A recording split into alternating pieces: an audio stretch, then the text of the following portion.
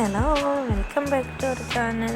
കുറച്ചായില്ലേ നമ്മളൊരു cooking video ആയിട്ട് വന്നിട്ട്. അപ്പോൾ നമുക്കിന്ന് കുറച്ച് ബീഫ് വാങ്ങിക്കാനുണ്ടായി. അതുകൊണ്ട് നമുക്കൊരു ബീഫ് കറി വെച്ചേക്കാമെന്ന് കരുതി. അപ്പോൾ ഞാൻ ബീഫൊക്കെ വെക്കാനായിട്ട് അത്ര പെർഫെക്റ്റ് ആയിട്ടുള്ള ഒരാളല്ല, എന്നാലും ഞാൻ യൂട്യൂബൊക്കെ നോക്കി തന്നെ ആണ് നമ്മുടെ കുക്ക് ചെയ്യുന്നത്. അപ്പോൾ എന്തായാലും നമ്മുടെ ബീഫ് കറി റെഡിയാക്കാം കേട്ടോ. നമ്മുടെ കഴുകി ഞാൻ വൃത്തിയാക്കി വെച്ചിരിക്കുന്ന നമ്മുടെ ബീഫ് ഞാൻ കുക്കറിലിട്ട് ഫസ്റ്റ് ഒന്ന് വേവിക്കാമെന്ന് കരുതി. അപ്പോൾ ഇത് വേവിക്കണമെങ്കിൽ അതിലേക്ക് കുറച്ച് ഇൻഗ്രീഡിയൻസ് ചേർത്താലല്ലേ അതിന് രുചി വരുള്ളൂ. അപ്പോൾ എന്തായാലും നമ്മുടെ പച്ചമുളക് ഞാൻ എണ്ണവും അളവൊന്നും ഞാൻ പറയുന്നില്ല, എനിക്ക് അങ്ങനെ ഒരു അളവില്ല ഗൈസ്.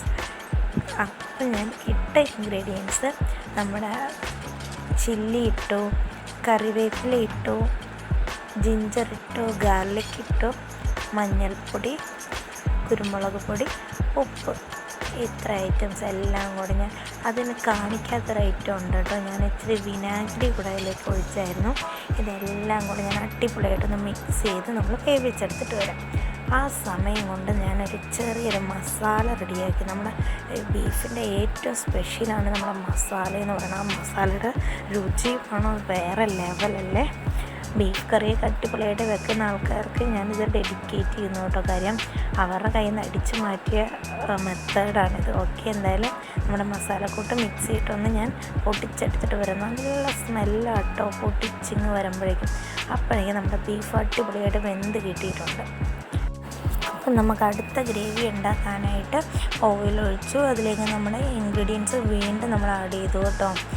ഇഞ്ചി, വെളുത്തുള്ളി, കറിവേപ്പില, അങ്ങനെ ഒനിയൻ, ഇതെല്ലാം കൂടെ നമ്മൾ ഒന്ന് ജസ്റ്റ് ഒന്ന് മൂപ്പിച്ചടിപൊളിയായിട്ടൊന്ന് വഴട്ടിയെടുത്തിട്ട് നമ്മുടെ പൊടി ഐറ്റംസ് ഇട്ട് മൂപ്പിച്ചെടുത്തിട്ട് വരാം.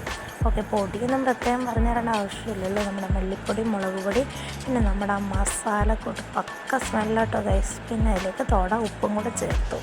അപ്പോൾ എന്തായാലും ഇതാണ് എൻ്റെ ഗ്രേവി റെഡി ആയിട്ടുണ്ട്. നമുക്ക് തക്കാളി ഇടാൻ മറന്നു പോയായിരുന്നു, അതുകൊണ്ട് തക്കാളി ഇട്ടു. ഇതെല്ലാം കൂടെ നമ്മൾ ബീഫ് അതിലേക്ക് വേവിച്ച് വെച്ച ബീഫ് അതിലേക്ക് ഒഴിച്ച് ഞാൻ നല്ലപോലെ മിക്സ് ചെയ്തു, ഒന്ന് വറ്റിച്ചെടുത്തു കേട്ടോ. പിന്നെ നമുക്ക് ഇച്ചിരി ഗ്രേവി ആവശ്യമായതുകൊണ്ട് ഗ്രേവിയിലാണ് എടുത്തത്. ഓക്കെ, ഇതാണ് എൻ്റെ ബീഫ് കറി. എല്ലാവർക്കും ഇഷ്ടപ്പെട്ടെന്ന് കരുതുന്നു. ഇഷ്ടപ്പെട്ട ഒന്ന് കമൻറ്റ് ചെയ്യുക, ലൈക്ക് ചെയ്യുക, ഷെയർ ചെയ്യുക, ബെൽ ബട്ടണൊക്കെ അടിച്ച് പൊട്ടിച്ചേക്കണം കേട്ടോ. ടാറ്റാ.